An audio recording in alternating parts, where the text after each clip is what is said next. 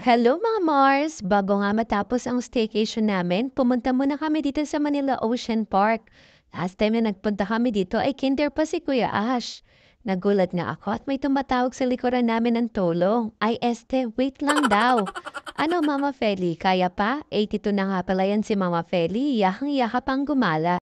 Pagpasensyahan nyo nga pala mga Mars ang malapad nating likod. Andito ako sa ticket booth para ipakita ang nabili naming ticket online. Bago kami pumasok sa loob, meron na kang budol na sumasalubong kay Aizen. Naku nak, ang dami mo ng kalat sa bahay, wag mo nang tagtagan. Dahil nga hindi pa bukas itong si Ocean Park, nagstay muna kami dito sa lobby ng Hotel H2O. At pagka-open nga nila, agad kaming pumila dito sa Oceanarium. Pagpasok nga namin, agad namin hinanap ang mga iba't ibang klase ng isda. Ito nga si Colette nung nakakita ng isda, mukhang gusto pa atang tumalon. Balak pa atang lumangoy kasama nila. Una niyang nakita ay itong baby stingray. Sumunod naman ay itong mga baby shark. At pagkatapos ay nakakita nga rin siya ng seahorse.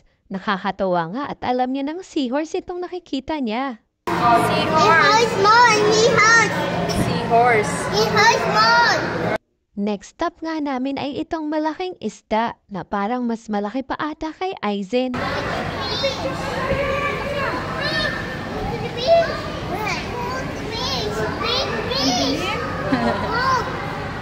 Wow! Talaga namang amazed na amazed si Aizen dito. Ito nga pala ang giant trevally o kung tawagin nila sa Pinas ay talakitok. Sunod na pinuntahan niya ay itong school of fish. Talaga namang hindi magkanda ugaga itong si Aizen kung ano ang uunahin. Takbo dito, takbo doon.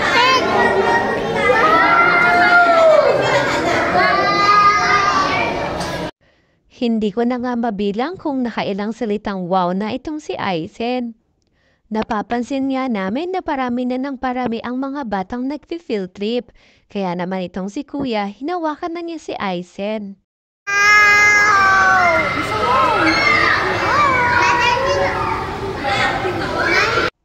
Pati rin pala dito sa itaas may mga stingray din. Last nga naming nakita dito sa Oceanarium ay itong mama shark. Slip pa yung shark. Ayun yung big shark ko. Namamahinga. Shark! Shark. Malong na siya. Pagkatapos nga namin sa Oceanarium ay umakyat na kami dito sa trails to Antarctica kung saan makakakita ka ng mga penguin. Queen Elizabeth. Princess Elizabeth man. Pagdating nga namin sa loob, mukhang di nga yata trip ang mga penguin. Kaya naman pumunta na lang kami dito sa Christmas Village. Buti pa dito sa Ocean Park, araw-araw Pasko. You want to ride?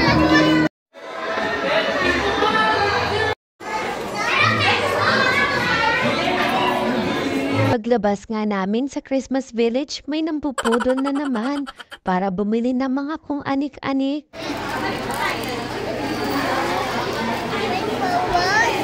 Later. Ito nga pala yung mga souvenir items nila. Tinanong ko nga si Kuya kung anong gusto niyang bilhin, pero mukha yatang wala siyang nagugustuhan. At ito nga at binayaran na namin tong panibagong kalat niya. At eto nga, nakalabas na kami sa souvenir shop. Balak na namin kumain dito dahil nagugutom na nga kami. At eto nga si Aizen nagpakarga na kay Mamo. He's so tired na raw. Pagod? Are you tired? Uwi na tayo. Pagkatapos nga namin kumain ay dumiretso na kami dito sa All-Star Bird Show at Sea Lion Show. Buti na nga lang at binilhan ko tong si Aizen ng bubble toy. Kundi inip na tong batang ito habang naghihintay ng show. Ma! Ma!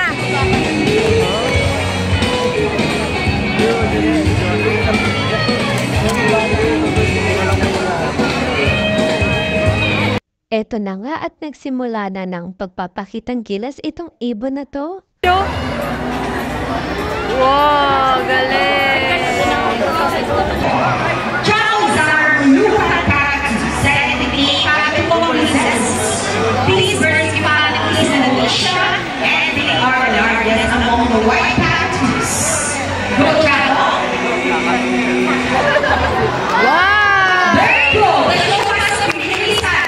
Sobrang nakakamangha nga ang mga ibon na ito.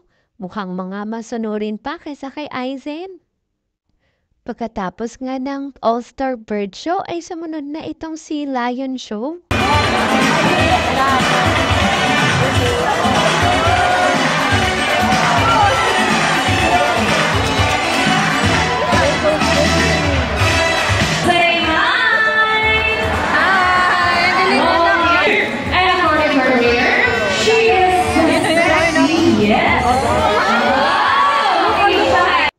O diba, ang galing nga ng mga Sea Lions.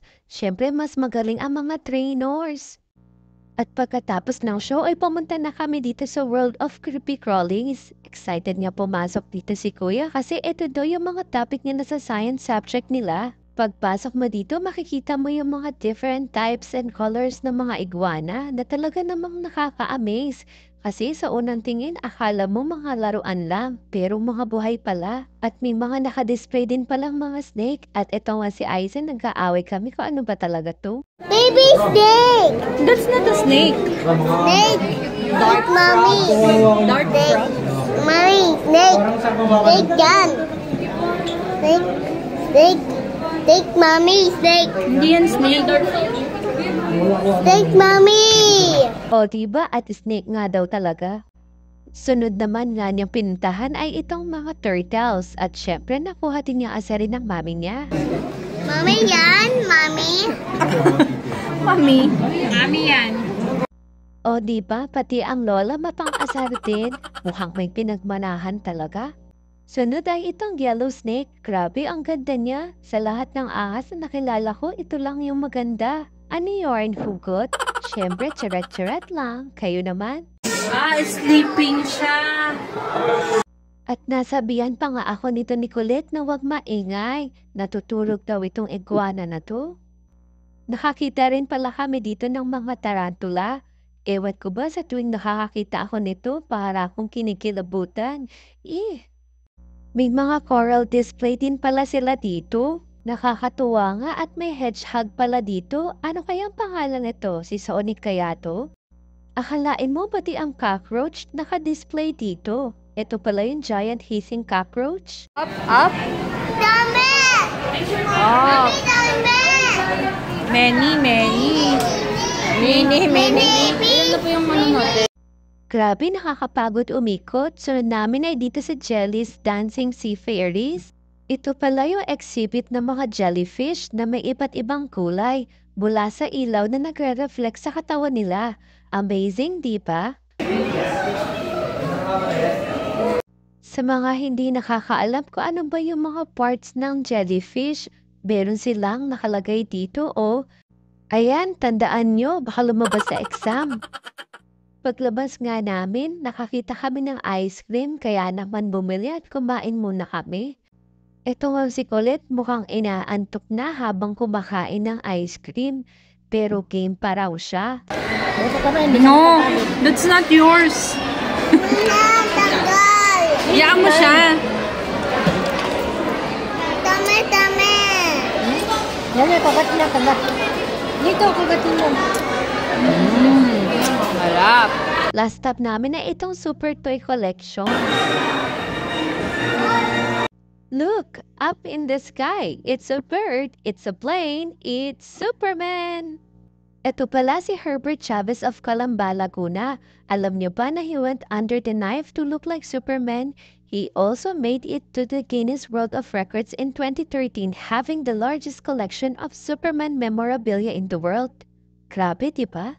Talaga namang he is the real-life Pinoy Superman. Paglabas nga namin, nakakita kami na nagmamagic, kaya naman dali-dali kaming pumunta sa kanya. Okay, Waki, dance Waki.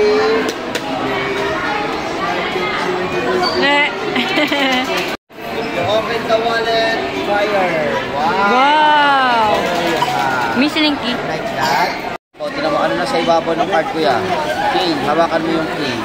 Tapos, shake mo, nagbago na kagad. Di ba? Ang magic kasi siya, pakita ka lang yung card, iba-iba. Pag nilagay ko sa harapan yung 9, pitikin nyo. Pag pitik niya, kuya, lahat ng card mo naging magkakaparehas. Oh, Yan ang malapit yan, naging lahat magkakaparehas. Tapos kinakalis ko lang sa harapan yung isa, pag pinipitik, nawawala yung card pa. Kasi ngayon yung card, iba-iba na naman siya. Yan ang magic. Back to different card. Ayan. Magic. At dito na po nagtatapos ang aming pamamasyal dito sa Manila Ocean Park. Talaga namang enjoy na enjoy kami at sulit na sulit ang ticket namin dito. Tapos tumaan na rin kami dito sa Baclaran Church para makapagsimba. Ito nga si Colette nagpapasalamat na marami siyang napasyalan ngayong birthday niya. Ayan at pabalik na kami sa Muntinlupa. Hanggang sa muli, paalam!